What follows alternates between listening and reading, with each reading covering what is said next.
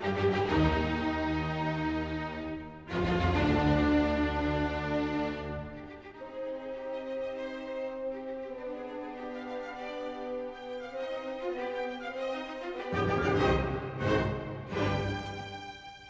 forgot to brush my teeth and clean my glasses. I'll be right back. Hey!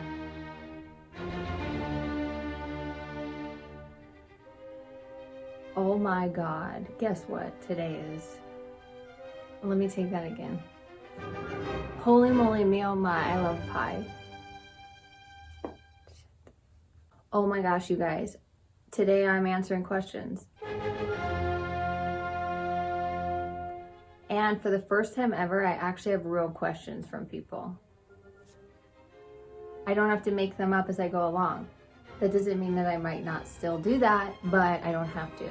Because real humans, you guys, asked me real questions.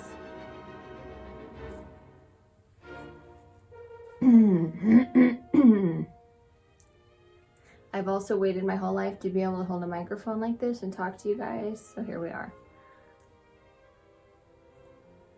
Stickers available. If you send me a rubber duck, any rubber duck, to this address, I will send you an I Love King Pollys sticker. Pretty cool, right? I'm waiting on my rubber duckies, please. Okay, so the first question I got asked, it made me laugh. It makes me laugh so hard. I don't know why. Okay, I know why, but okay. The first question,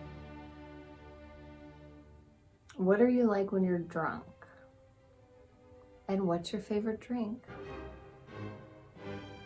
You know, that's a very normal question. I forget that that is a question that I used to ask.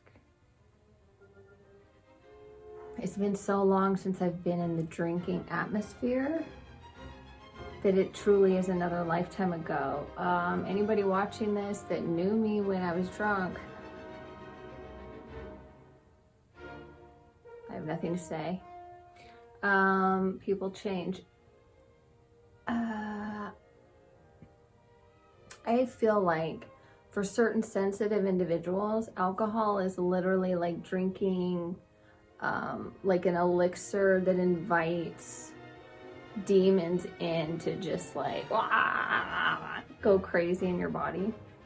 So that's what I was like when I was drunk, and it was Vegas, and everything's available all the time.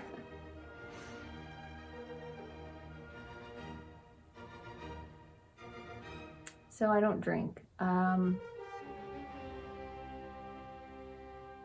which I haven't really like said out loud much, but I haven't had a drink all of 2020. Which is funny because going into 2020, I made the rule or the idea to only have one drink a year. This is after only having like one drink last year. I was like, okay, in celebration, I'll have one drink. And then I realized like, that's not how I celebrate anymore. Like it immediately just makes me feel like dead or something. So I'm much more into plants. And I just gave you a 4.5-page answer for a 2-part question. Who gave me the mic? So who knows? I might still have a drink this year if it's like an all naturally brewed mead in England, okay? I'd be down for that. And honestly, it just makes me tired at this point and my legs not work, truthfully. I'm pretty sure that's what it does. Okay, thank you very much for your question. Next question. Do you put sour cream on your tacos? Great question. I actually got this question from an old yogi student of mine. What's up, Rachel? Much love. Thank you for your question.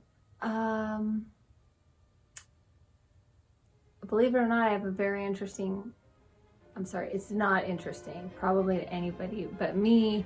but I'm just excited to get asked any questions at all. So I'm going to give you a full answer, whether you like it or not. Sour cream weirds me out, always has, always will, okay? So I will do literally the smallest, like little dollop, like just that, like I don't even want to see it happen, you know? So thank you.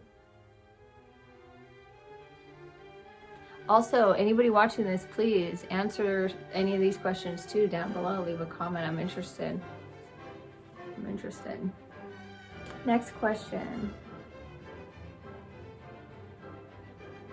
I got a really thoughtful question. Really, really, really great. I'm excited to answer. And it's from Upside Down Creative Media. Go check out their YouTube channel. What motivates you to keep creating?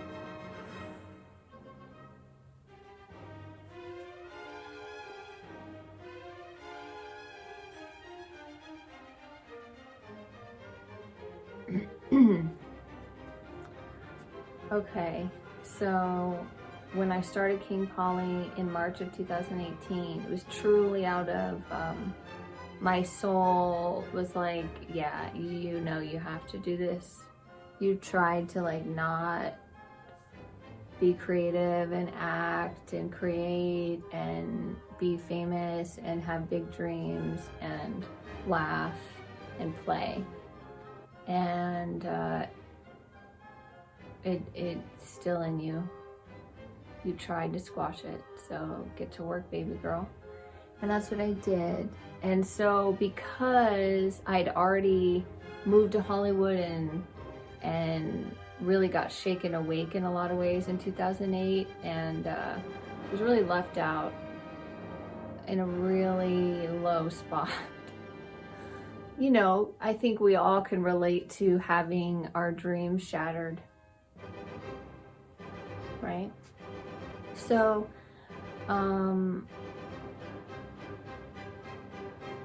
I think right now too, like in 2020, everybody is starting to wake up and see behind the curtain, and it's a hard pill to swallow. But once you swallow it, you realize like, okay, so I'm here on earth, I'm in a body, I have no idea what's going on.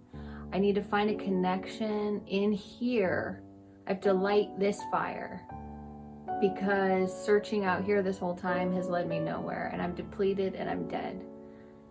So I found that just creating lit that fire, and that it's always lit, and I don't have to fear that it'll ever go out again. To my connection, honestly, to whatever word you want to use for the other side. Your heart, your soul, source, the force, the invisible realm, God, Allah, Krishna, Jesus. Just connecting to that sacred place in me keeps my hope alive. Like, I've already been as low as I can be. So even though the world is telling me that death is real and fear is real and I need to be afraid, like, okay, cool, but I'm gonna do this in the meantime. And I have to share it because everybody else is sharing a lot of other shit. So why can't I share my shit? Okay. Thank you, that was great. You guys actually get to hear me like ramble for once, which is crazy. If life were a video game, which cheat codes would you use? It's another great question. Gosh. Upside Down Creative Media.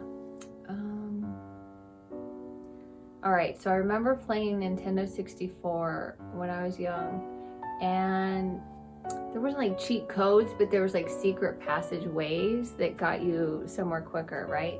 So I really wouldn't use any.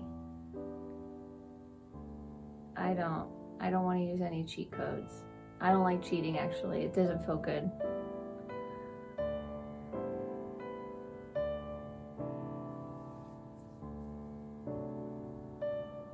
What is something people don't know about you?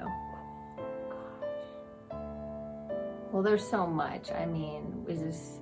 Okay, I'll do the first thing that comes to mind. Oh my gosh, here we go.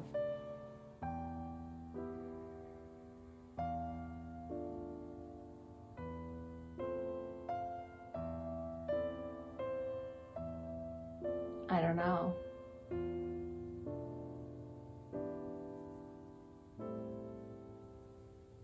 Wow.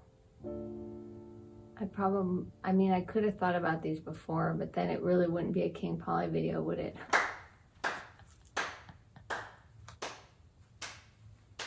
And no, this microphone is not plugged in to anything. That's something nobody knew. Oh, okay. Here's something.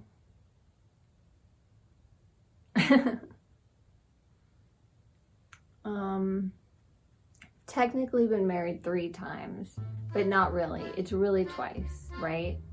Everybody knows a first marriage doesn't work. And your second marriage is where it's at. And maybe your third marriage, who knows? But my very first joke marriage, it was a joke marriage. It was a prank. I got married as a prank the first time when I was 18.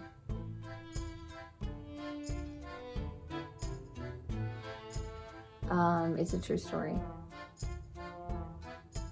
Because I grew up in Vegas and I was going to UNLV and I had another crazy friend and there were these 2 guys that lived down the hall that we kind of knew. And we're like, hey, wouldn't that be so funny if we got married and then we got it annulled?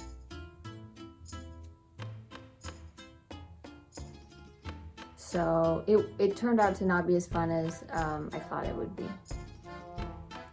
I got slapped in the face with the harsh reality of the truth of the legal system. It's not that easy to just get an annulment. But yeah, so, and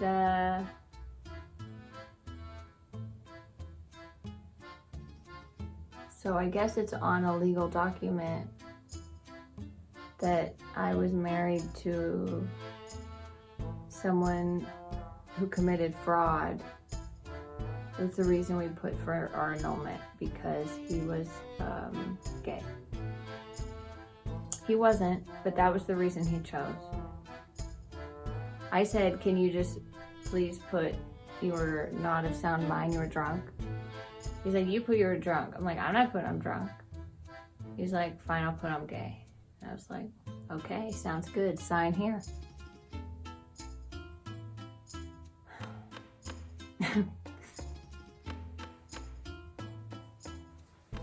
Probably gonna edit that down. What would 13-year-old think of your current self now? 13, man. Well, I was born in 1986, December. Can somebody please just help me out? So what year was I 13 in?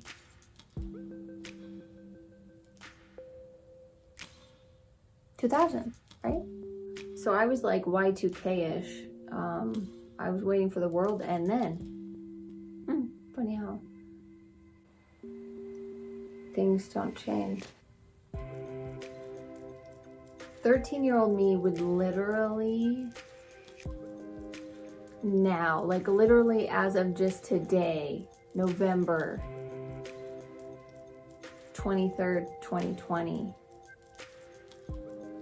she would be ecstatically over the moon happy.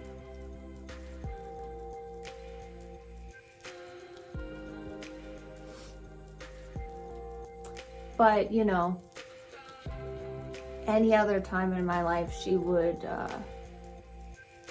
probably lose hope.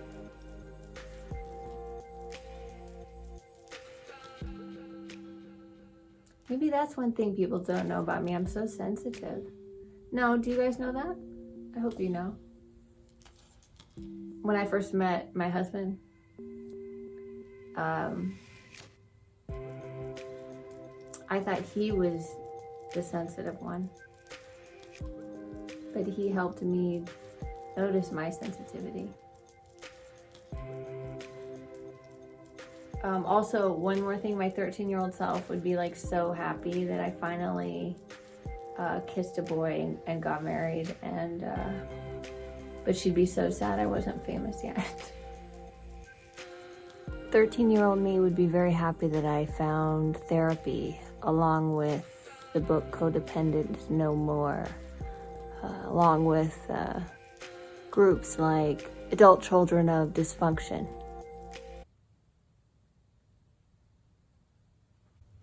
What are you most appreciative of?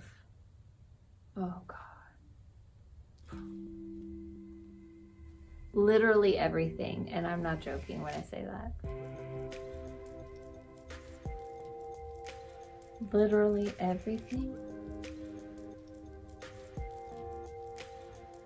But in this moment, I'm most appreciative for your questions. Thank you. Beautiful. I do have, you guys, I have another question, believe it or not. If you were a tree, what kind of tree would you be and why? It's a great question from @PlantSlutLV. If I were a tree, the tree I would be the tree that is me. And that tree would be the palm tree. Because that is the tree that I know the most. That is the tree that when I close my eyes, I see hanging, swaying in the wind over me as I'm swimming as a child growing up in Vegas.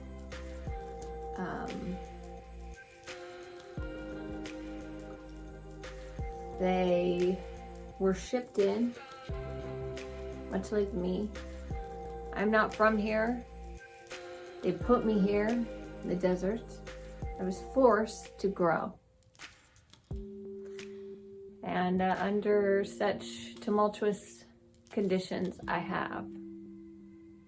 And to some degree, we all do, right? We're all trying to find what we need to continue up and out. I feel like they just keep growing up if you don't get in their way, you know?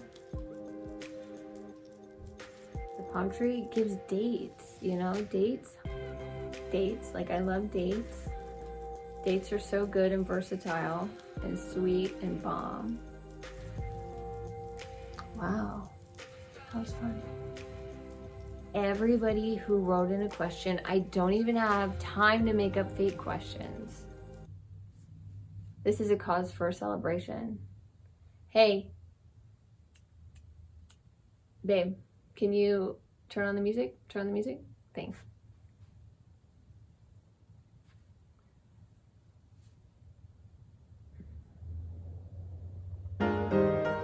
Okay. All right, everybody, come on, stand up with me wherever you are. You in the bus? Stand up. You in bed? Stand up. You on the toilet? Stand up. Come on, dance with me.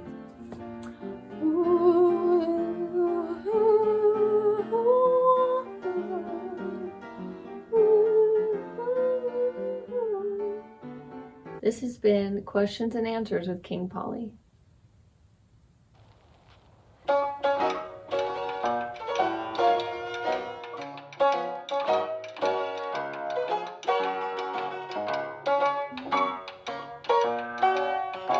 Be you, baby.